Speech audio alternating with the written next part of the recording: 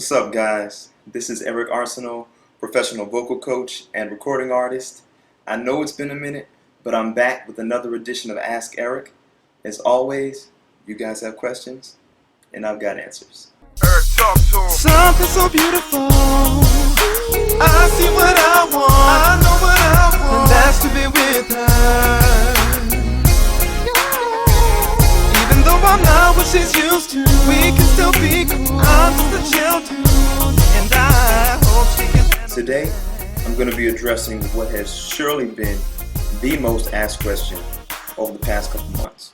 And that question is, how do I know if I'm singing from my diaphragm? Well, the answer to that question is pretty simple.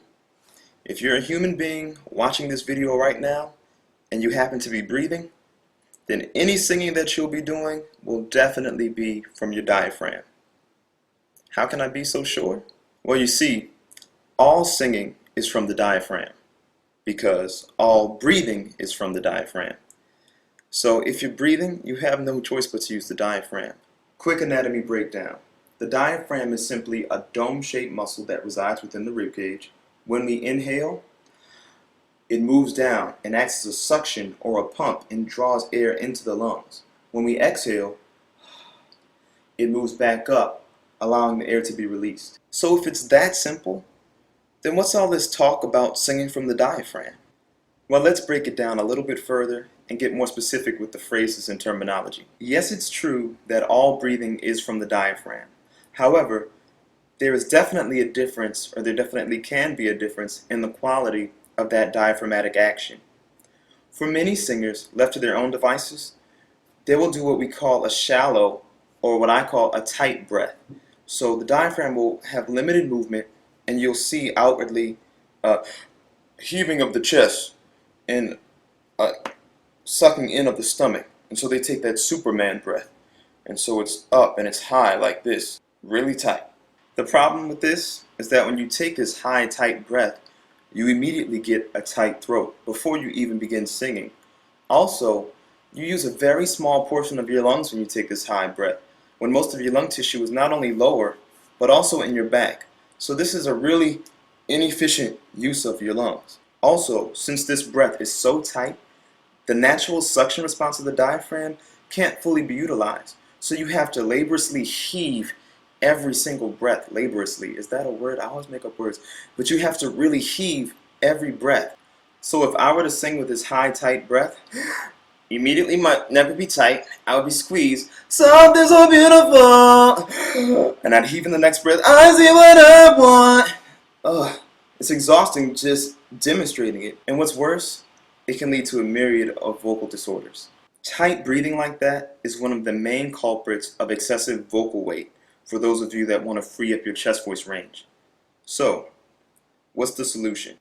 When you hear people say to breathe from the diaphragm or to sing from the diaphragm, what they really mean, or perhaps what they should mean, is to take a relaxed and open breath. So what's an open breath? An open breath is one that utilizes more of your lung capacity and draws the diaphragm lower, which helps to take pressure off of the throat and immediately relax it. Now, when I say to take a relaxed breath, relaxed doesn't always necessarily mean to let the whole body go limp. It's more so coordinating relaxation of certain muscles. And let's get a little more specific. Now, there are many people who feel that one muscle group is more important than another when it comes to getting the best response from the diaphragm. There are many people who focus on just the stomach, a belly breath. And so they'll tell you that you know you're doing it right if you've got this action happening. That in and out belly breath. While others will say it's all about the back. So you got to get that back to expand if you want to get the full action of the diaphragm going. Still, others will say it's all about the ribs. So there needs to be a sideward expansion of the rib cage. And I'm going to tell you that they're all right. In order to fully get the most out of the diaphragm for breathing and for supporting the voice, we have to utilize the diaphragm's natural 360 suction response. So we have to get it to expand everywhere at once. Here's a simple exercise that'll help you develop that skill. We're simply going to stand up straight Relax your shoulders down and then gently draw them back so that the chest is comfortably lifted. Don't get tight or stiff with it, just a gentle lifting. Slightly bend your knees and gently pull your hips, gently pull your hips under and ears over the shoulders.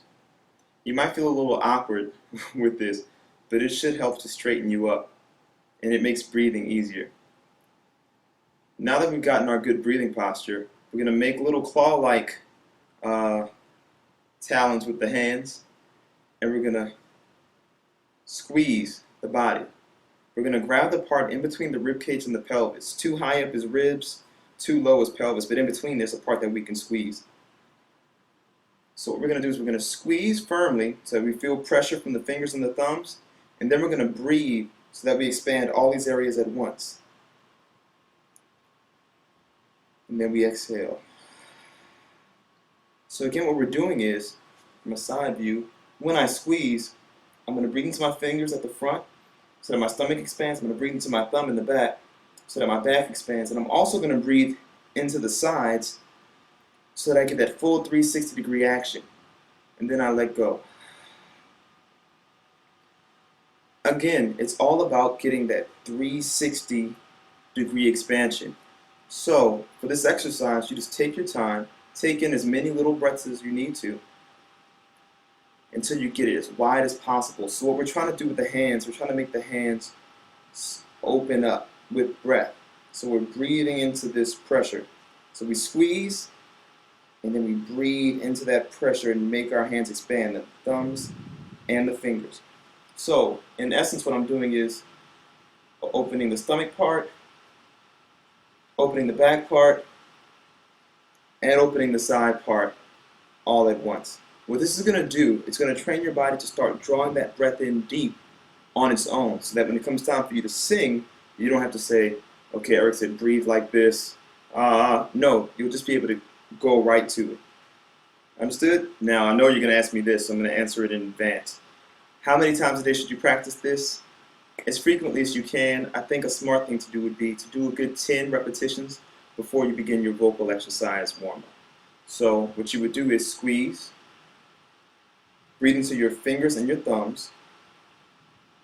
When you're full, exhale, squeeze, inhale into the squeeze fingers again, and only squeeze enough to feel pressure. Don't squeeze so hard that you can't move them or that your fingers start to hurt. Just squeeze just enough so you can feel pressure so that you know where to direct the breath. And do about 10 reps. Side view again is, then relax. Got it? So now when it comes time for me to sing, I'm not going to try to force the breath down deep. I'm just going to allow the exercises to do their job.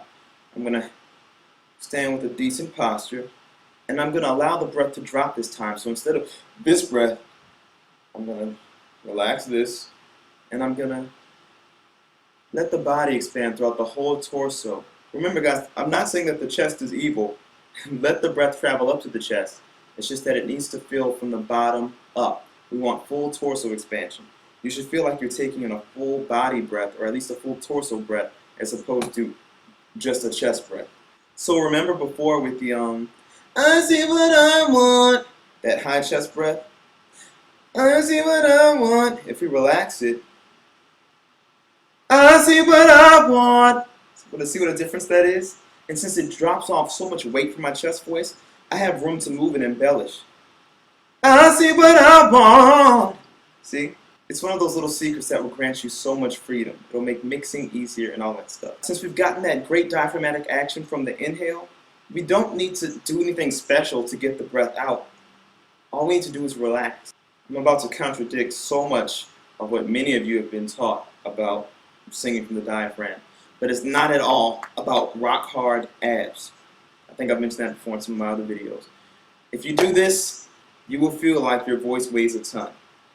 And I see what I want is going to feel like I see what I is going to be pushed. You might get a little vocal boost of power by tightening this temporarily, but you will surely blow out your voice, and it can lead to all kinds of vocal disorders. Trust me on this. The teaching of tightening the abdomen as hard as you can is an antiquated method that will lead to vocal damage with long-term use. It's not wise to do it. Relax the stomach and relax the throat. It doesn't mean that you have to squeeze this. Just talk it out. So take that relaxed breath.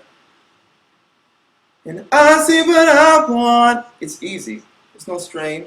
There's no pressure. Even if I want to add the embellishment, I see what I want. It's easy. And of course, this is just a very basic example. And with practice, you'll be able to do all kinds of crazy things. And how could I forget? As great as the information in this video is, it really is only basic information. If you want the real meat of the knowledge that's going to really transform your voice dramatically, then check out my new video series, Arceneaux Approach 2.0, available only on my website, aapproach.com. Get the first video and download it today. Promise you'll love it. Peace.